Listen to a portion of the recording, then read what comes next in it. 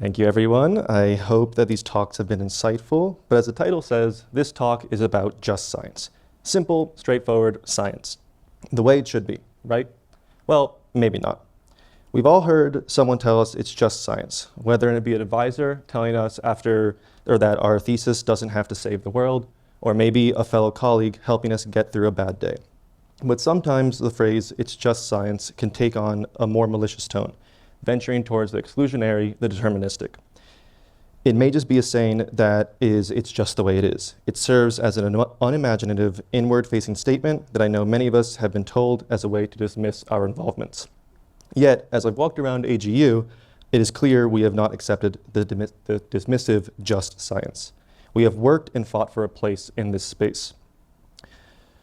Had we accepted such phrases, these halls would still look like the plethora of photos we have seen of white men surrounding a table or sitting in front of their storied buildings.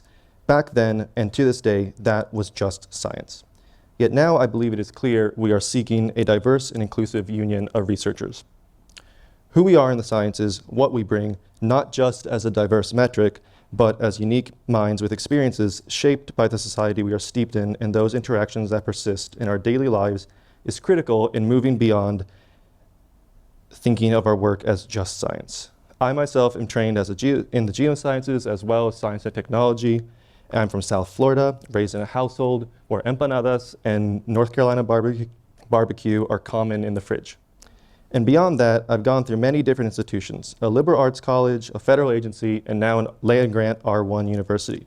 And each of those places place a value on science. The middle school science of curiosity, though, is often replaced in undergrad with a rigid understanding of science as objective and unbiased, reflecting the colonial practice that institutionalized scientific curiosity into capital S science. The science of institutions, originally prescribed by those white men mentioned before, supposedly unbiased and objective from their day, have prevented many of the people with diverse identities from participating in scientific discourse openly. While we have been ever increasing our involvement in the sciences, we are often taught and mentored in these hegemonic practices. Following a sense of subtle masked gatekeeping, this mentorship has allowed for diverse involvement, yet prevented the free expression of diverse thought. As this continues today, it also sits within a system where DEIA is highly supported. We see those gestures with the plethora of calls for an incorporation of earth science in environmental justice initiatives from the classic names such as NASA and NSF, as well as every event such as this and those departmental websites.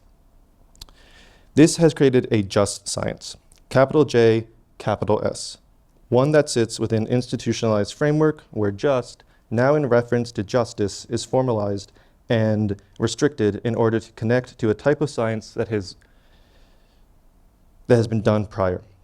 A science with community engagement, often tacked on, inherently limits itself to identification of problems already known to those involved. While we shift away from classic practices of helicopter science, we must still be willing to critique our science and its representation to move forward. Such just science is often limited to the traditional practice of science and works within the system. Yet I hope we can now further the discussion to move beyond that system, expand those limiting boundaries, and move towards a just science. Like those storied individuals who defined our disciplines, we scientists are also people, inherently biased and messy. Unlike the legacy of those men, though, we are aiming to include all and do good for all, as a call to equity first requires a move towards justice.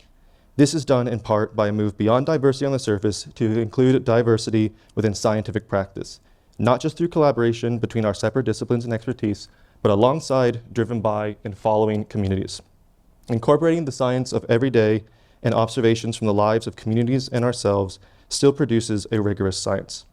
This generative, collaborative work can lead to an iteration of just science, one where our work towards environmental justice naturally influences the science, acknowledges our positionalities, and is accepted by the academy. I know that might sound like a big ask, especially where we are now, yet I believe that it is us in the room who are scientists who can change this, as we all know our fields have done in the past. The calls for DIA, for inclusion of environmental justice, are transforming this space, but a just science should not be just science. The paradigm is shifting, and I hope we begin the work to incorporate these complexities to the point where we can confidently say it's just science.